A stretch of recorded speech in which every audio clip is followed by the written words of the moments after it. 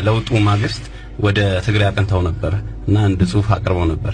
ማህበራዊ ትስስር ገጾች ላይ ደግሞ በተለይ አቶ ልደቱ አሁንም ለውጡን ይተቻሉ፣ ከለውጡ ጋር አይደሉም የሚሉና ሌሎችም ነገሮች ይነሱ ነበር። እንደው እነዚህ ነገሮች እንዴት ይመለከቷቸዋል? ሁለቱ ነገር ላይ አይችልም መልስ። አንደኛ ለውጡን የመተቸት ጉዳይ፣ ሁለተኛ ትግራይ የመሄድ ጉዳይ። ትግራይ የመሄድ ጉዳይ ለሰዎች ለምን አነጋጋሪ እንደሚሆን አይገባኝም። እኔ እስከማውቀው ድረስ ትግራይ የኢትዮጵያ አካል ነው። የትግራይ ህዝብም ኢትዮጵያዊ ነው። በዚህ በኩል ማንም ጥያቄ ያለው አይመስለኝም። ልክ እዚህ እናንተ ለኢንተርቪው ስትጠሩኝ የጠየቁት ጥያቄ የለም። መጥቼ ነው እየተናገርኩ ያለሁት። ትግራይም ደግሞ አንድ አካል ንግግር እንዳደርግ ወይም ለስብሰባ ሲጋብዘኝ የተለየ ጥያቄ የምጠይቅበት ምክንያት የለኝም። በመጀመሪያ ደረጃ ወደ አንድ ስብሰባ ነው ሲሄድ ስብሰባ ውስጥ የሚገኙ ሰዎች እነማን ናቸው? በመናገረው ነገር ስብሰባ ውስጥ ያሉ ሰዎች ይደሰታሉ ወይስ ይከፋሉ ብዬ አስቤ አላውቅም። እኔ አንድ ስብሰባ ላይ የሚሄደው ማንንም ለማስደሰት አይደለም፣ ማንንም ለማስከፋት አይደለም። የማምንበትን ነገር ለመናገር ነው። ትግራይም ያደረኩት ይሄን። ስለዚህ በዚህ ረገድ ማንንም ቢጋብዘኝ የትኛውም ያገሪቱ ክልል ውስጥ ሄጄ እናገራለሁ። ነገ ትግራይ አካባቢ ያሉ ሰዎችም ነገ ደግሞ ቢጋብዙኝ ይሄዳሉ። ስለዚህ አውቃለሁ ብዙዎቹ የሀገራችን ፖለቲከኞች ወደ አንድ ስብሰባ ሲሄዱ ኦዲየንሱ ማን እንደሆነ አጣርተው ለዛ ኦዲየንስ የሚያስደስተውና የሚያስከፋው ነገር ምን እንደሆነ ሂሳባቸውን ሰርተው እንደሚሄዱ አውቃለሁ። እኔ እንደዛ አይነት ሂሳብ አልሰራም። እኔ አንድ ስብሰባ ላይ የሚሄደው ወይም ደግሞ አንድ ሚዲያ ላይ መጥቼ የምናገረው ሰውንም ሆን ብዬ ለማስከፋት አይደለም፣ ሰውንም ሆን ብዬ ለማስደሰት አይደለም። ያለኝን የማምንበትን አመለካከት ለመናገር ነው። በዛ ሂሳብ ነው ትግራይ ውስጥ የሄድኩት። ስለዚህ እንዲህ አይነቱ ጥያቄ ኢትዮጵያ ውስጥ ያለ ክልል የኢትዮጵያ ህዝብ አካል የሆነ ህዝብ ውስጥ ሄጄ መናገሬን ጥያቄ ውስጥ ማስገባት ራሱ ችግር ያለው ይመስለኛል። ይሄ በጣም መፈተሽ ያለበት ጉዳይ ነው። አንድ ዲሞክራቲክ ነው፣ ጤናማ ያልሆነ አስተሳሰብ ነው። ስለዚህ ነገ ሶማሌ ክልል ሊጋብዘኝ ይችላል፣ ኦሮሚያ ክልል ሊጋብዘኝ ይችላል። አገሬ ነው። በማንኛውም መድረክ ተገኝቼ ሐሳቤን አካፍላለሁ። ሰው እኔን መገምገም ያለበት በመገኝበት ቦታ አይደለም፣ በተገኘሁበት ቦታ በመናገረው በማስተላለፈው አቋም ነው።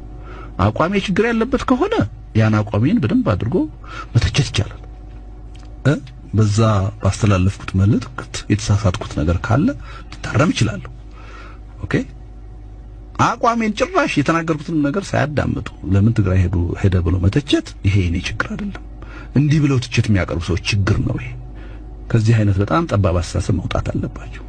ኢትዮጵያን ወደ ተሻለ አቅጣጫ ለመውሰድ እየፈለግን ከሆነ ስለ ኢትዮጵያ አንድነት በትክክል እየተጨነቅን ከሆነ እንዲህ አይነቱ ጥያቄ አውዳሚ ነው፣ አጥፊ ነው። ስለዚህ በእኔ እምነት እዛ ሄጄ መናገሬ ምንም ቅንጣት ያህል ስህተት የለውም፣ እኮራበታለሁ። ነገ ደግሞ ደጋግሞ ቢጋብዙኝ ሄጄ እናገራለሁ። ይሄ የማይቀበሉ ሰዎች ቁርጣቸው ማወቅ አለባቸው። ስለዚህ በማንኛውም ጉዳይ ቀርቤ ለመነጋገር አንድም ቀን እኔ ቅድመ ሁኔታ አቅርቤ አላውቅም። አዲስ ነገር በትግራይ ሊጀምር አልችልም። ይሄን ለማድረግ የሚያስችል ምክንያት የለም። ስለዚህ ይሄ መታወቅ አለበት። አንዱ ይሄ ነው። ስለዚህ በዛ ረገድ ሰማለሁ ብዙ አሉባልታ። እውነቱን ለመናገር መልስ ለመስጠትም የሚመጥን አይደለም። ይሄ አሳፋሪ ነገር ነው። ከዚህ አይነት ጠባብ አስተሳሰብ ካልወጣን የትም መድረስ አንችልም። እኔ አገሬ ነው። እዚህ አዲስ አበባ እንደምናገረው ሁሉ ትግራይም አገሬ ነው። የትኛውም የአገሪቱ ጠረፍ አገሬ ነው። በዛ አካባቢ ሁሉ ሄጄ የፖለቲካ አመለካከቴን ለዜጎች ማካፈል ፈልጋለሁ። ስለዚህ ማንንም ይጋብዘኝ፣ ምናልባት ጋብዞኝ እምቢ ያልኩት አካል ካለ እኛን እምቢ ብለህ እነሱ ጋር ሄድክ ብሎ ሊተቸኝ ይችላል። ያ ተገቢ ትችት ነው። አንድም የሚቀርብልህ አካል ግን የለም እንደዚህ ብሎ። ስለዚህ ከዛ አንፃር ብናየው ጥሩ ነው። ለውጡን ይተቻል የሚልም ሐሳብ ሲቀርብ አያለሁ። መተቸት ያለበት ነገር ሁሉ ተቻለሁ።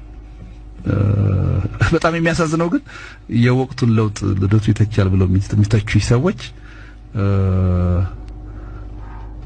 ያለፈው 27 ዓመት የፖለቲካ እንቅስቃሴ ውስጥ ገዢው ፓርቲ ጥሩ ነገር ሲሰራ ሳመሰግን ወይ እውቅና ስሰጥ ሲቃወሙ የነበሩ ሰዎች ናቸው።